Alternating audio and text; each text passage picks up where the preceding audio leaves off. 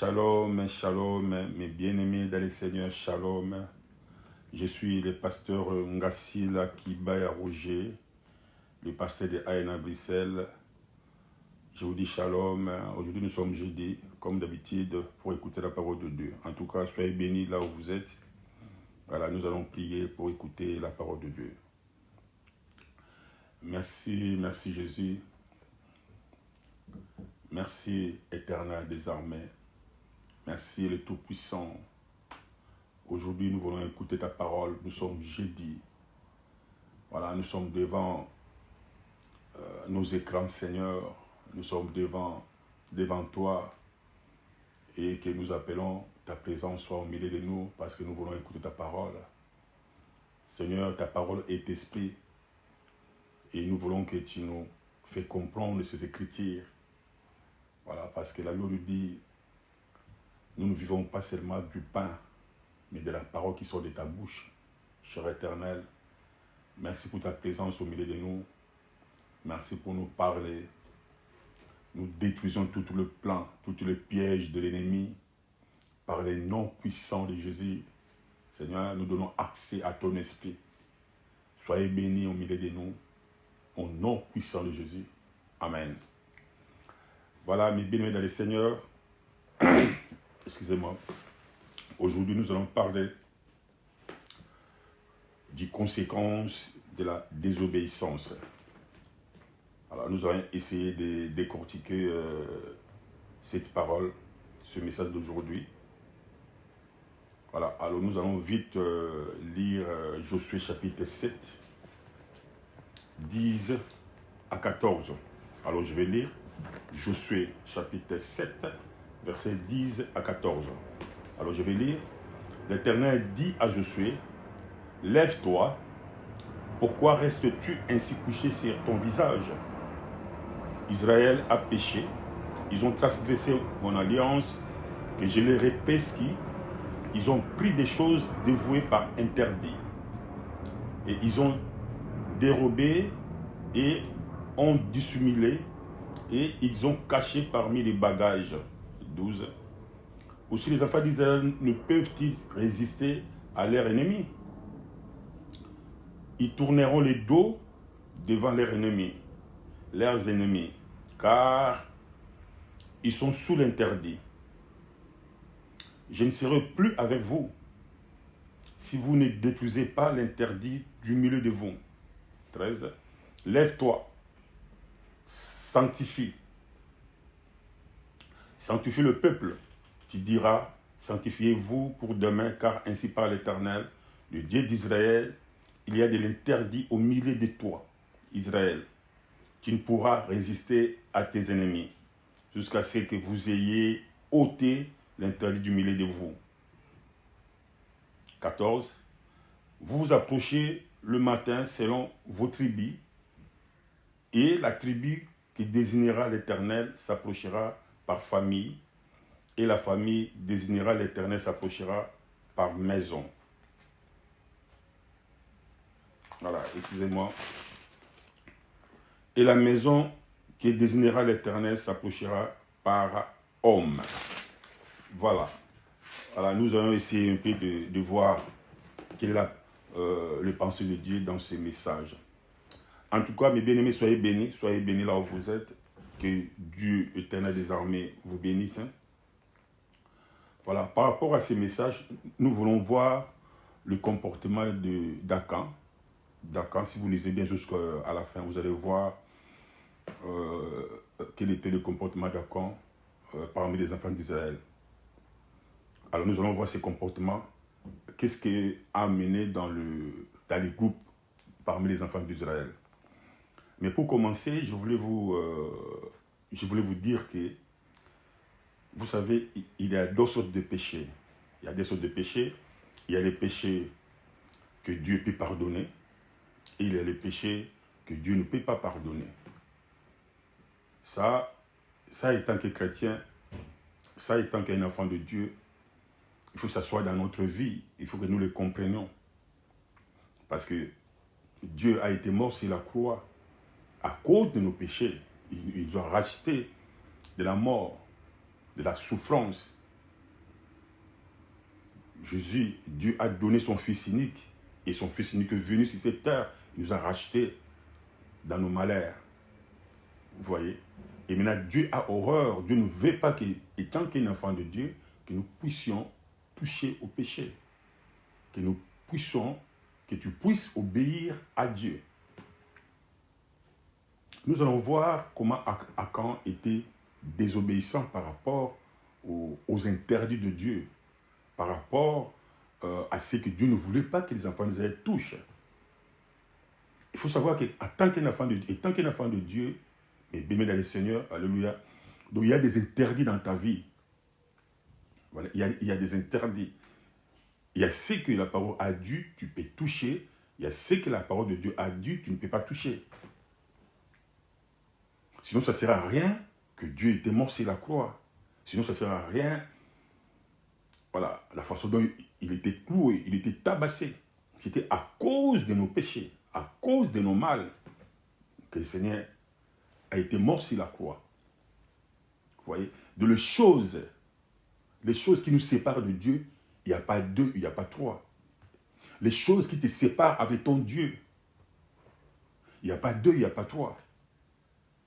Ésaïe 58, 59 a dit ça. C'est la désobéissance. Vous voyez? Ésaïe, désobéissance. C'est la désobéissance. C'est une chose primordiale que nous devons combattre. Que nous devons... donc, comment je peux dire? Qu'il faut que tout soit décision. C'est ça qui nous sépare de notre Dieu. Vous voyez?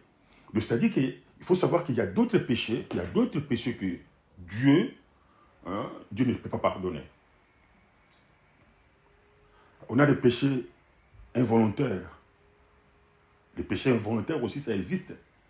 Donc c'est le péché que tu as commis un péché, mais tu n'as pas prévu, dont tu ne savais pas. Vous savez, Dieu coopère avec le cœur. Dieu regarde le cœur. Dieu coopère avec le cœur. Dieu regarde ton cœur.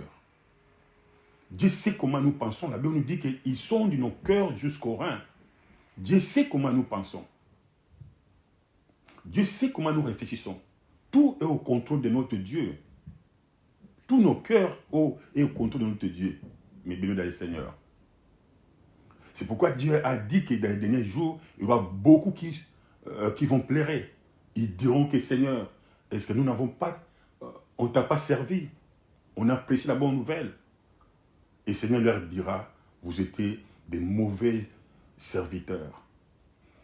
La vie chrétienne, c'est le problème du cœur.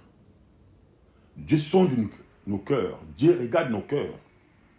Alors, les péchés involontaires, alors ce sont des péchés que tu n'avais pas prévus, que tu ne savais pas. Mais c'est tombé tout de suite. C'est venu tout de suite. Vous voyez, c'est venu tout de suite comme ça. Comme Dieu étant que Dieu, comme Dieu étant que Père, comme Dieu regarde nos cœurs, les tensions de nos cœurs, ils sont de nos reins. Il est Dieu. Il sait que ça, c'est un péché volontaire. Ça, tu n'as pas commis ça exprès. Ça, tu as commis exprès. Vous voyez? Et ça, maintenant, ces genres de péchés, ce sont des péchés que Dieu pardonne. Tu demandes pardon à Dieu, Dieu te lave par son sang. Dieu te pardonne.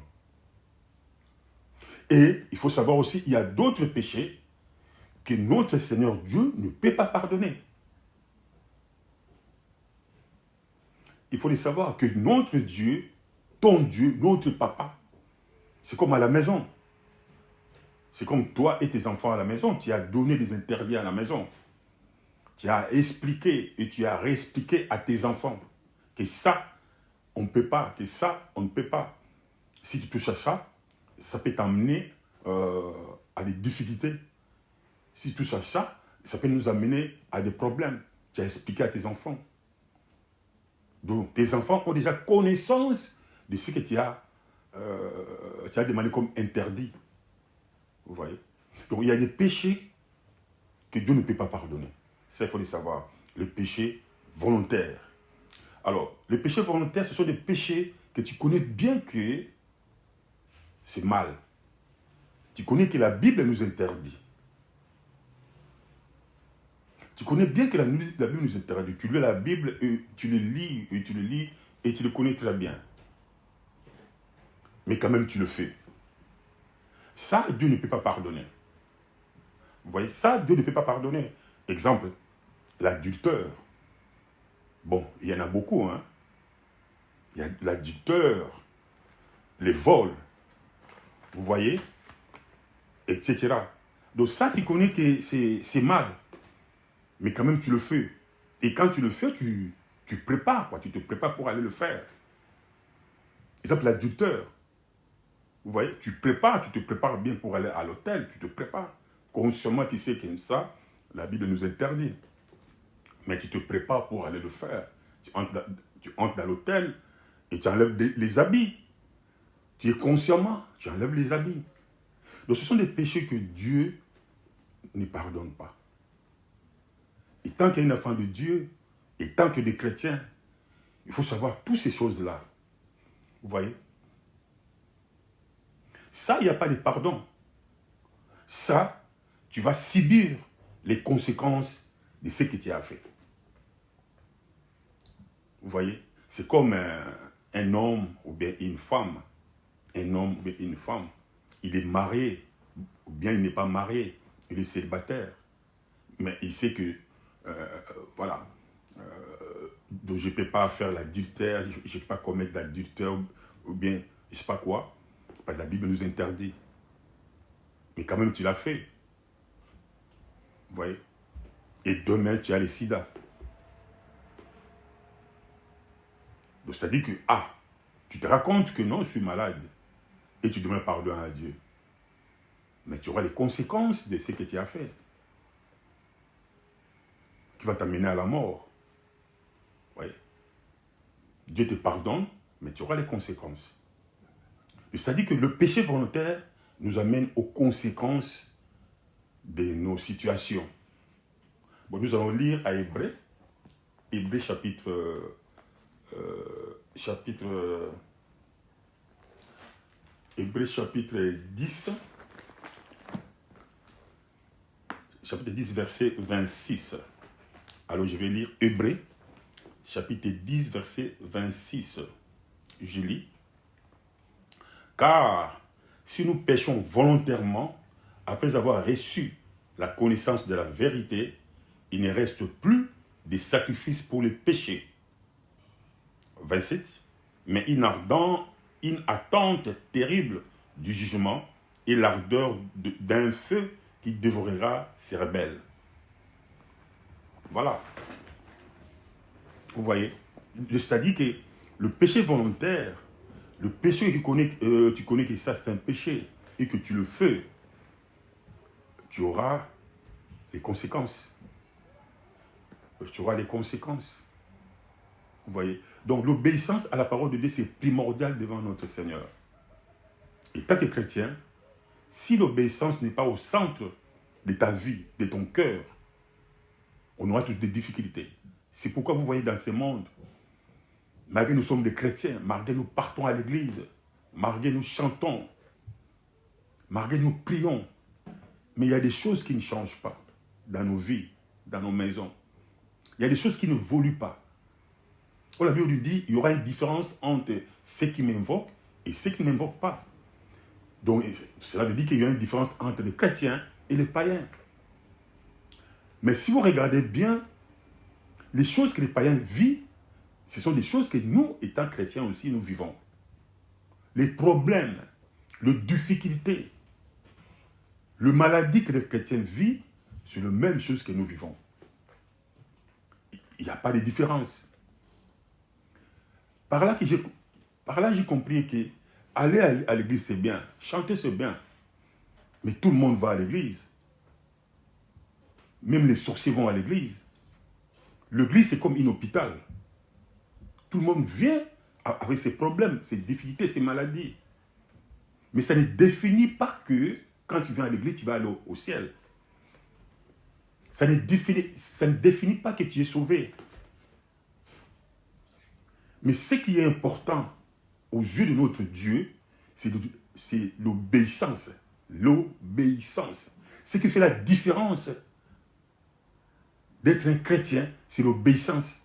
Et c'est rare pour trouver ces genres de personnes dans les églises. C'est rare. Sur 100 personnes, on peut trouver 20, 10, c'est rare. Et ça, je vais le dire avec force. Et tant que chrétien, comme Dieu, il faut savoir que la définition d'être sauvé, ce n'est pas aller à l'église.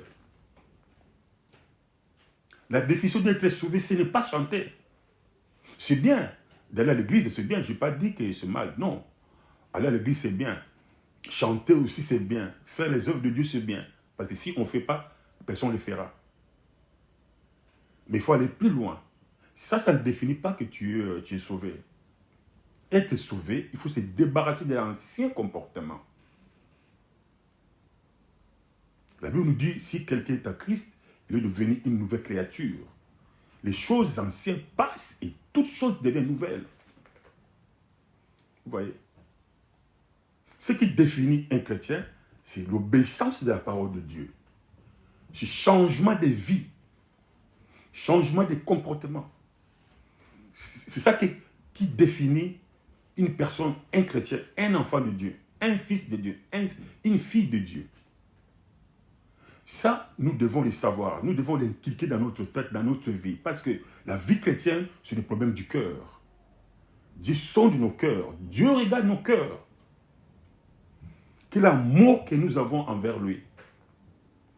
Lui qui nous a aimés le premier, il a donné son Fils unique sur la croix. Vous voyez l'amour que Dieu avait, que Dieu avait sur nous. L'amour, son Fils unique, a été mort sur la croix. Et maintenant, au retour, qu'est-ce que tu fais pour ton Dieu? L'amour, ce n'est pas de parler. L'amour aussi, ça se montre par des actes. Et pour que Dieu voit que nous sommes à l'amour avec lui, il faut l'obéissance. 1 Jean 9 a dit ça. Si nous disons que nous l'aimons et nous ne respectons pas ses commandements, nous ne l'aimons pas. 1 Jean nous dit ça. L'amour, ce n'est pas de parler. L'amour, c'est l'acte. Si nous disons que nous l'aimons, si nous disons que nous sommes des chrétiens, si nous disons que nous sommes des enfants de Dieu et que nous ne mettons pas à pratique, nous ne mettons pas à pratique sa parole et nous ne l'aimons pas. Et 1 Jean dit que la vérité n'est pas en nous. On peut réciter des versets bibliques comme nous voulons. Nous pouvons aussi, voilà, c'est pas comme je vois dans les TikTok, envoyer des messages de Dieu que nous voulons. C'est pas mal, c'est bien. Mais ce n'est pas ça qui définit que tu es un enfant de Dieu. Un enfant de Dieu, c'est une autre chose. Un fils de Dieu, c'est une autre chose. Avoir l'obéissance à la parole de Dieu. C'est ça qui est le centre des choses que Dieu demande, que Dieu nous demande, que Dieu te demande. L'obéissance à sa parole. Et tant que chrétien, il n'y a plus ça dans nos cœurs, il n'y a plus. Vous voyez? Bon, si nous lisons par rapport à Josué, nous allons lire Josué, nous allons relire Josué. Josué chapitre 7, verset 10. Donc aujourd'hui là, nous allons parler beaucoup sur le péché volontaire. Alors nous allons voir les conséquences du péché volontaire. C'est ce que nous allons voir aujourd'hui. Et c'est ça. Alors nous allons relire Josué chapitre 7. Chapitre 7, je pense que je l'ai lu déjà. Chapitre 7, verset 10 à 14. Alors selon l'histoire, Israël devait combattre contre Haï. Il devait aller combattre contre Haï, Israël. Et Josué, comme d'habitude, Josué a envoyé des hommes pour aller explorer les pays. Et les hommes sont allés pour explorer les pays. Au retour, les hommes disant à Josué, Il est inutile de faire marcher tout le peuple. C'est inutile.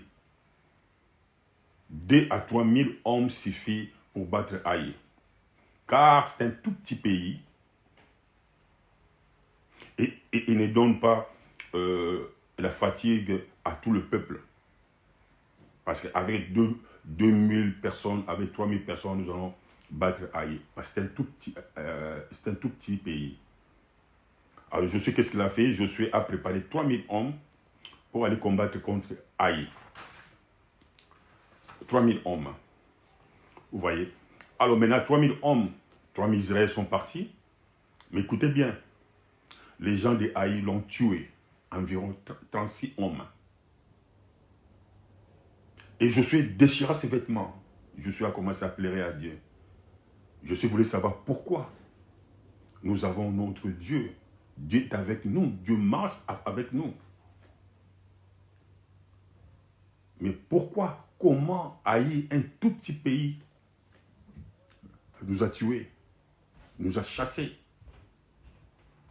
Vous voyez? Or, il y avait quelque chose, il y avait l'interdit que les enfants d'Israël avaient touché. Il y avait l'interdit. Mais bien aimé, on peut lire la Bible comme nous voulons. On peut faire toutes les activités, c'est pas mal, comme nous voulons. Mais tant que nous ne savons pas différencier ce qui est bien et ce qui est mal, on a toujours des problèmes dans notre vie chrétienne. On a toujours des problèmes. Parce que Dieu est là. Dieu est sévère pour le péché. Dieu paye. Dieu récompense. Tout ce que nous faisons est sur la table de notre Dieu. Tout le bien que nous faisons, tout le mal que nous faisons est sur la table. Et il n'y aura rien qui va échapper devant sa présence. Tous les bienfaits que tu fais, mes bien-aimés, Dieu te récompensera. À toi et à tes enfants. Et tout le mal que tu fais, ne t'inquiète pas. Tu vas les payer. Tu vas les payer. Et Dieu est sévère. Et Dieu est sévère. Vous voyez. Et ici, Israël est parti pour combattre. Mais il y avait 36 morts parmi les enfants d'Israël qui étaient morts. Il y avait 36 personnes, pardon, 36 personnes parmi les enfants d'Israël qui étaient morts. Et l'Éternel a dit à Josué, Israël a péché. Il a pris des choses dévouées par interdit. Vous voyez, Dieu a répondu à Josué. Dieu a parlé à Josué. Israël a péché. Israël a commis du péché. Israël a touché aux choses interdites. Mais bien aimé dans le Seigneur, il y a des choses interdites dans ta vie. Il y a des choses que Dieu a dit, ça on ne peut pas toucher, tu le sais bien. Ça on ne peut pas toucher. Et quand tu les touches, sache que tu fragilises ta vie chrétienne. Tu fragilises ton foyer, ta famille, tes affaires. Et c'est comme une porte que tu as ouverte pour le diable. Quand tu touches à l'interdit, mes bien-aimés, quand tu touches à ce que Dieu a dit, ça on ne peut pas toucher. Quand tu touches à ce que la parole de Dieu a dit, non. Quand tu les touches, et tant que Dieu regarde nos cœurs, tu ouvres une porte. Dans ce monde, nous avons des portes. Dans ce monde, nous avons des portes pour avoir l'accès à quelque chose. Vous voyez? Pour entrer dans la maison, dans ta maison, il faut une porte. Au travail, là où tu pars, pour avoir l'accès dans ton travail, il y a une porte. Dans ta vie aussi, sache qu'il y a une porte. Dieu ne peut pas entrer si tu n'ouvres pas la porte de ta vie, de ton cœur. Et le diable aussi ne peut pas entrer si tu n'ouvres pas la vie de ton cœur, la porte de ton cœur ne peut pas entrer. Et quand nous touchons aux interdits, c'est que nous ouvrons la porte par rapport au diable d'entrer dans notre vie. Et nous fragilisons notre vie chrétienne. Parce que Dieu n'aime pas le péché. Dieu aime l'obéissance. L'obéissance est plus que le sacrifice.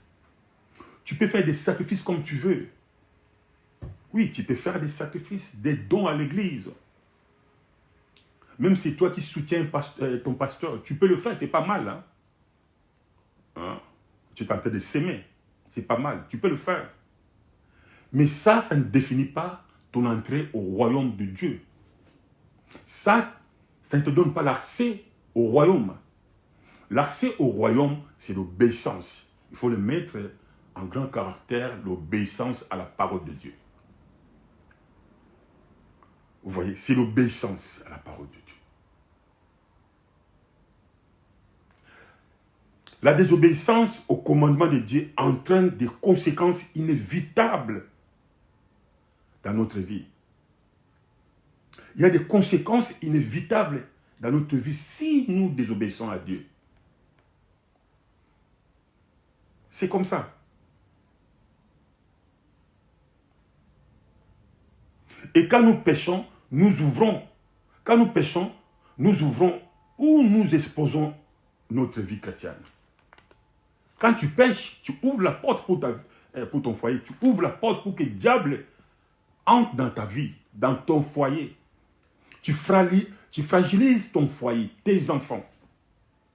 N'oubliez pas, la Bible nous dit, le péché des parents descend aux enfants jusqu'à la 4e génération. Donc quand tu pêches, quand tu touches aux interdits, tu ouvres la porte au diable d'entrer dans ton foyer, de toucher tes affaires, de toucher même ta santé, même les santé de tes enfants. Tu ouvres la porte pour le diable. C'est pourquoi nous voyons que, voilà, nous ne vivons pas la main de Dieu dans notre vie. Nous ne vivons pas sa main. Nous demandons, nous prions, mais il n'y a pas de réponse par rapport à nos prières. Dieu ne répond pas. Il n'y a pas la différence. Dieu ne se manifeste pas. Nous ne voyons pas la main de Dieu dans nos vies. Il y a une chose. Il y a une chose, mes bien-aimés. Il y a une chose. Nous devons revoir comment nous nous comportons devant la parole de Dieu. Nous devons revoir comment nous marchons devant notre Seigneur. Il faut que tu revoies. Il faut que tu revoies. Si notre Jésus était monté sur la croix, c'est à cause de ça. C'est à cause du péché. C'est ça qui a fait monter notre Dieu sur la croix. Notre Jésus sur la croix. Et Dieu n'aime pas le péché. Dieu a horreur du péché. Nous devons abandonner, même si c'est dur. Si nous voulons voir la main de Dieu, si nous voulons voir sa main, sa puissance dans notre vie, nous devons prendre une décision. Comme tu avais pris une décision de te marier, nous devons prendre une décision.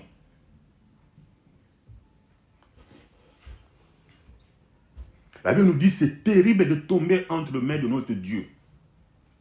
Maintenant, il est Père. Maintenant, il pardonne. Maintenant, il nous envoie sa parole. Mais il y aura un moment où il ne sera plus Père, il sera maintenant juge. Il y aura un moment où il sera juge. La Bible nous dit chaque chose à son temps. Alléluia. Mais bien aimé, tu dois préparer ta vie chrétienne, tu dois les préparer. Tu dois préparer ton éternité. Sache que pendant que tu es vivant sur cette terre. Si Dieu te laisse le temps de vivre longtemps sur cette terre, ce n'est pas pour rien. Dieu ne veut pas que tu sois péri. Dieu veut que tu prépares bien ton éternité. Préparer ton éternité. Après la mort, il y a une vie. Si Dieu te laisse jusqu'à 80 ans, 90 ans, ce n'est pas pour rien. Dieu veut que tu prépares bien ton éternité. voyez? Nous exposons notre vie devant les diables.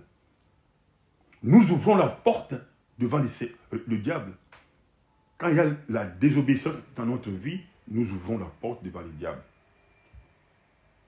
Le Seigneur sait qu'il désire, c'est notre obéissance. Regardez 1 Samuel chapitre 15, 22. Les conséquences de la désobéissance sont bien trop sévères. Dieu veille sur ça. Les conséquences sont bien trop sévères. Mes bien-aimés, alléluia. Et bien trop sévères. La prière, c'est bien. Le jeûne, c'est bien. Nos requêtes de prière, nos requêtes que nous demandons à Dieu, que nous adressons à Dieu, c'est bien. Mais sache que sans la désobéissance, c'est une perte de temps.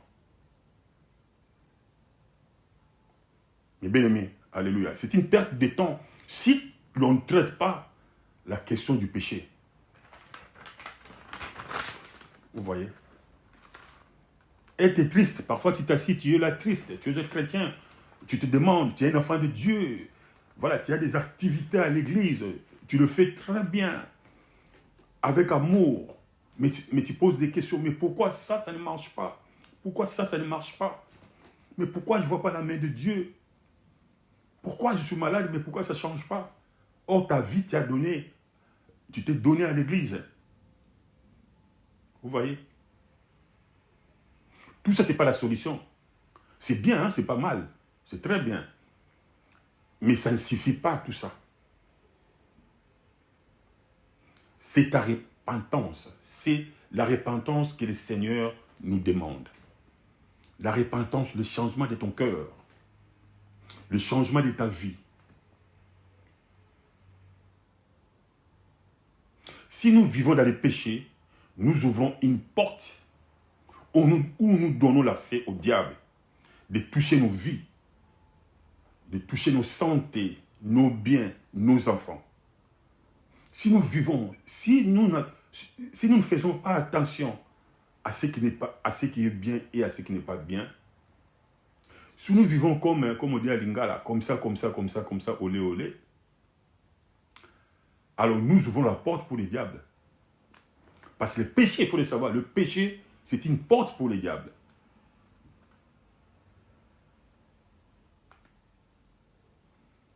Alléluia. Mais encore, il y a une chose. Il faut savoir que les conséquences de ton péché personnel peuvent affecter les innocents dans ta famille. Selon Josué 7,14. Toi, tu fais ton péché en cachette. Tu ne marches pas bien devant le Seigneur.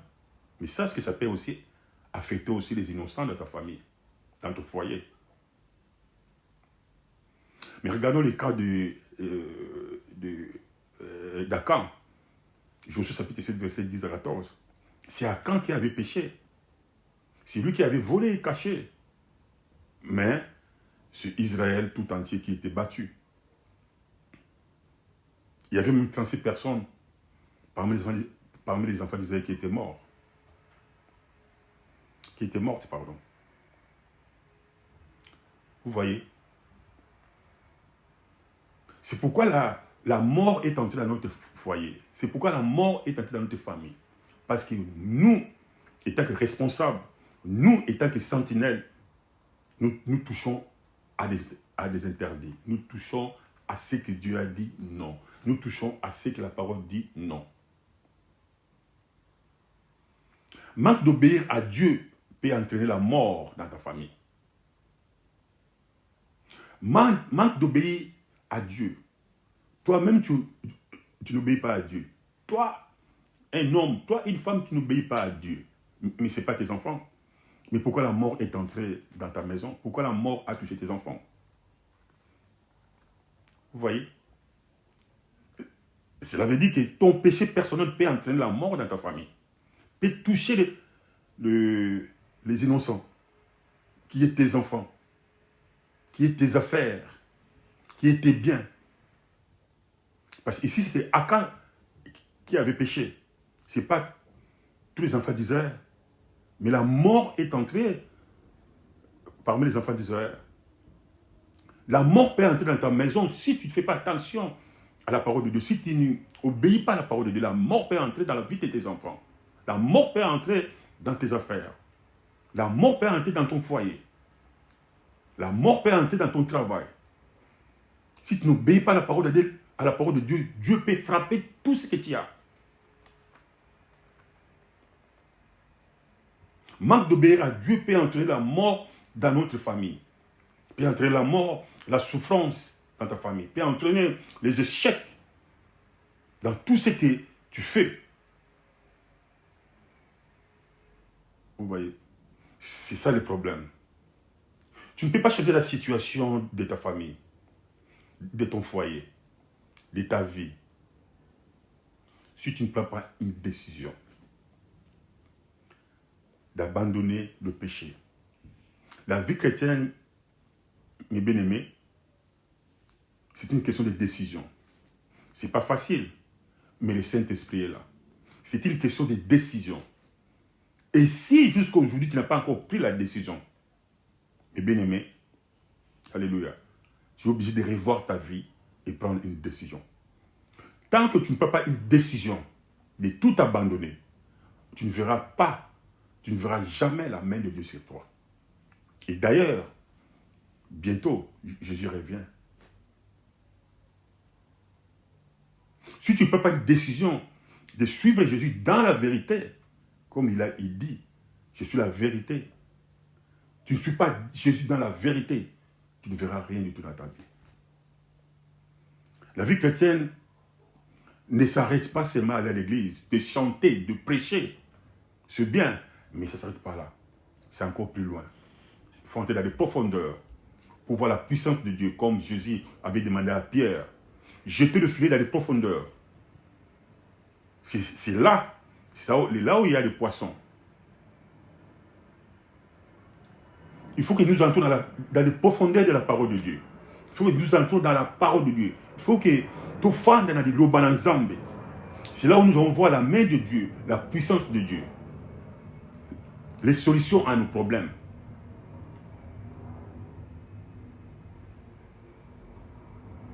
Les choses vont changer que quand tu prendras une décision. Et il faut savoir aussi que le pardon vous sera accordé si vous confessez vos péchés et les abandonnez.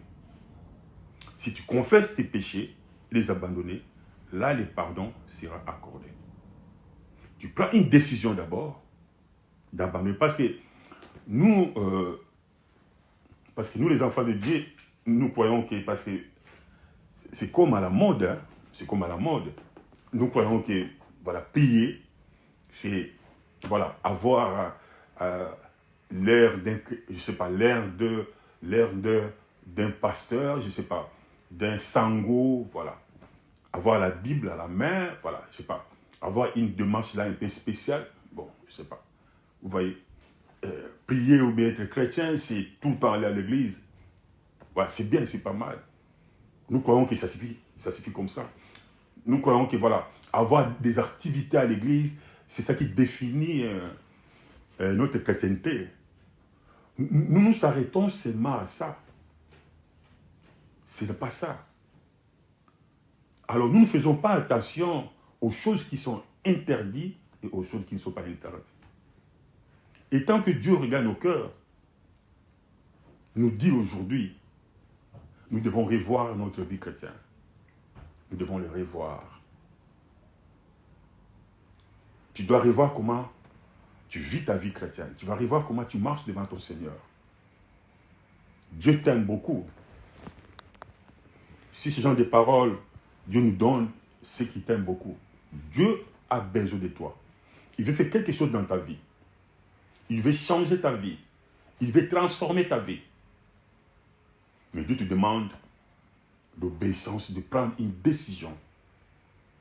De prendre une décision. Parce que sans une décision, tu ne peux pas faire quelque chose dans ta vie. Voilà. Mes bien-aimés, nous sommes à la fin. Soyez bénis, nous sommes à la fin, soyez bénis. Que le Seigneur vous bénisse. Le Seigneur vous bénisse. Je crois que cette parole vous a édifié. Vous a édifié. Que notre Dieu, le Tout-Puissant qui est au ciel, soit béni. Alors, ce que je voulais dire, que prenez cette parole, gardez-le dans ton cœur. Parce que c'est vraiment capital. C'est vraiment capital. Parce que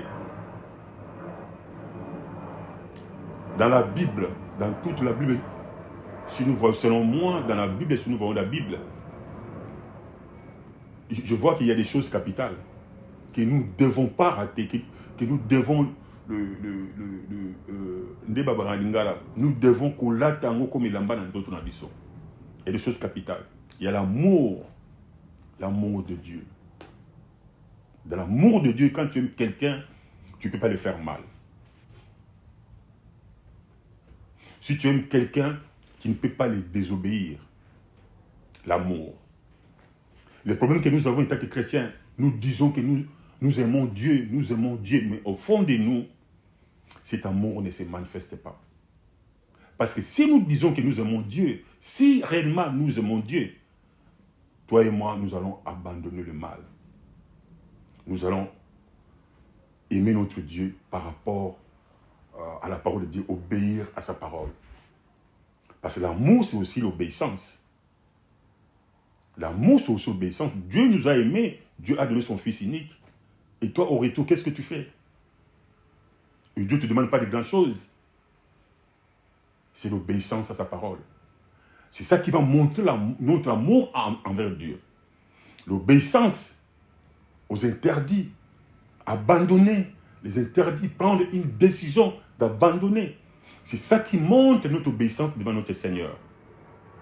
C'est ça qui montre que nous aimons notre Dieu. L'obéissance. Mais c'est comme toi dans ta maison, toi et ton mari et ta femme. S'il n'y a pas l'obéissance, les choses ne marcheront pas.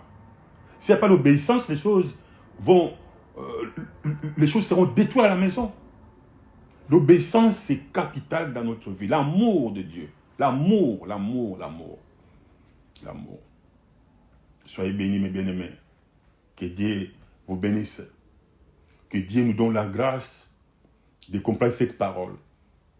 Que Dieu nous donne son amour d'obéir à sa parole.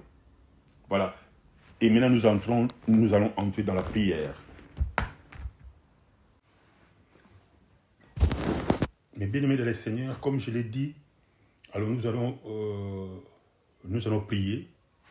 Nous allons demander à Dieu de nous donner la grâce, la capacité d'obéir à sa parole. Vous savez que la vie chrétienne, c'est spirituel. Alors, Dieu a dit, demandez et il vous donnera. Donc, pour avoir la capacité de faire les choses de Dieu, ça nécessite la grâce de Dieu. Voilà, ça nécessite sa grâce, son pouvoir en nous. Voilà, comme il a dit, demandez. Alors, nous allons lui demander de nous donner sa grâce, de nous faire sa grâce, d'obéir à sa parole, d'obéir à ce que lui, il nous demande. Alors, avant de prier, j'aimerais bien lire un verset, 1 Jean chapitre 3, verset 6 à 10, 1 Jean 3, 6 à 10. La Bible nous dit, « Quiconque demeure en lui ne pêche point. Quiconque pêche ne l'a pas vu et ne l'a pas connu. Petit enfant, que personne ne vous séduise. Celui qui pratique la justice est juste, comme lui-même est juste. Celui qui pêche est du diable, car le diable pêche dès le commencement. Le Fils de l'homme, le Fils de Dieu apparaît afin de détruire les œuvres du diable. Quiconque est né de Dieu ne pratique pas le péché, parce que la sémence de Dieu demeure en lui. Et il ne peut pécher parce qu'il est né de Dieu. 10. C'est par là que se font connaître les enfants de Dieu et les enfants du diable. Voilà. Alors je vais lire encore, s'il vous plaît, 1 Jean chapitre 3, verset 18 à 19. 1 Jean 3, 18 à 19. avant de prier, j'aimerais bien qu'on lise ces versets. 1 Jean 3, 1 Jean 3, 18, 1 Jean 3, 18 à 19. 18 à 19. La Bible nous dit, je lis, petit enfant, n'aimons pas en parole et avec la langue, mais en action et avec la vérité. Par là, nous connaissons que nous sommes de la vérité et nous rassurerons nos cœurs devant lui. Voilà. Alors, nous allons sauter pour aller à 22. Quoi que ce soit que nous demandions, nous le recevons de lui, parce que nous gardons ses commandements et que nous faisons ce qui lui est agréable. Voilà, mes bien-aimés, ce sont les versets que nous devons garder dans notre cœur. Voilà, donc c'est-à-dire que l'amour de Dieu, c'est d'obéir à sa parole. Parce que c'est lui, celui qui dit qu'il aime Dieu et qui n'obéit pas à la parole de Dieu, il n'aime pas. Celui qui ne respecte pas les commandements de Dieu, il n'aime pas. Vous voyez? Mais celui qui dit qu'il aime Dieu, il va normalement garder ses commandements dans sa vie. Alors nous allons prier maintenant, mes bien-aimés. Nous allons prier, nous allons demander à Dieu que Dieu nous donne la capacité, Dieu nous donne la grâce d'obéir à sa parole, de mettre sa parole en pratique, de le garder dans nos vies, de marcher selon cette parole. Prions. Merci Seigneur Jésus, merci pour ta parole Seigneur. Nous avons écouté ta parole. Nous avons vu ta parole nous a frappé, ta parole nous a montré quel est ton amour et qu'est-ce que tu demandes envers nous. Voilà, ta parole nous a montré comment Akan avait touché aux interdits et comment il a été frappé par Dieu. Seigneur, tu nous demandes l'obéissance, tu me demandes l'amour. Ton amour, Seigneur, tu nous as montré sur la croix. Ton amour était que, Seigneur, tu es monté sur la croix pour mourir pour nous. Tu nous as aimés les premiers. Tu nous as montré ton amour, Seigneur. Et tu nous demandes à moi, à tes enfants, d'obéir à ta parole. Et cette obéissance montre aussi l'amour envers toi. Seigneur, le Tout-Puissant, le Roi des Rois, et tant qu'humain, Seigneur, je vais demander ton aide. Seigneur, aide-moi, aide tes enfants, aide ton peuple à obéir à ta parole. Donne-nous la force, la capacité de garder ta parole, d'obéir à ta parole. La Bible nous dit, sans toi, nous ne pouvons rien. Seigneur, nous sommes charnels, nous portons la chair. Nous avons besoin d'une puissance qui est plus forte que cette chair que nous portons. C'est la puissance du Saint-Esprit. C'est la présence de Dieu en nous. C'est pourquoi nous approchons devant toi, Éternel. Je laisse tes enfants entre tes mains. Seigneur, tout le monde qui a écouté cette parole, Seigneur, donne-leur la grâce, Seigneur, d'obéir à ta parole. Donne-leur, Seigneur, la capacité d'obéir à ta parole. Parce que tu as dit, ce ne sont pas ceux qui disent Seigneur, Seigneur, qui hériteront la vie éternelle. Mais c'est là qui obéit à ta parole. C'est là qui met ta parole en pratique. Seigneur, je veux être un bon disciple devant toi. Je veux mettre ta parole en pratique. Seigneur, j'essaye. Tes enfants essayent, mais ils n'arrivent pas. C'est pourquoi nous sommes venus devant ta face pour demander ton aide, ta grâce, ta capacité. Seigneur, merci pour ta parole. Tu as dit, mon juste ne vit pas par la foi. Je crois au nom de Jésus-Christ de Nazareth que Seigneur, tu m'as donné la capacité d'obéir à ta parole. La Bible nous dit l'obéissance vaut mieux que les sacrifices. Je peux sacrifier, je peux donner, mais si je n'obéis pas à ta parole, Seigneur, je n'hériterai pas le royaume des cieux. Seigneur, au final, nous les chrétiens, nous envisageons, Seigneur, le royaume. Merci le roi des rois. Merci pour ta grâce et pour ta bonté.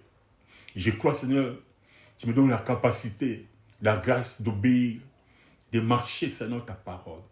Merci, Seigneur. Je te remercie pour cette parole. Sois loué, Éternel. Sois adoré, Seigneur, parce que tu le mérites. Au nom puissant de Jésus. Amen. Voilà, mes bien-aimés dans le Seigneur, nous sommes à la fin. Nous sommes à la fin. Que le Seigneur vous bénisse. Le Seigneur vous bénisse. Soyez bénis là où vous êtes. Je crois que cette parole vous a édifié. Voilà, je pense que nous allons nous revoir la semaine prochaine. Allez, ciao.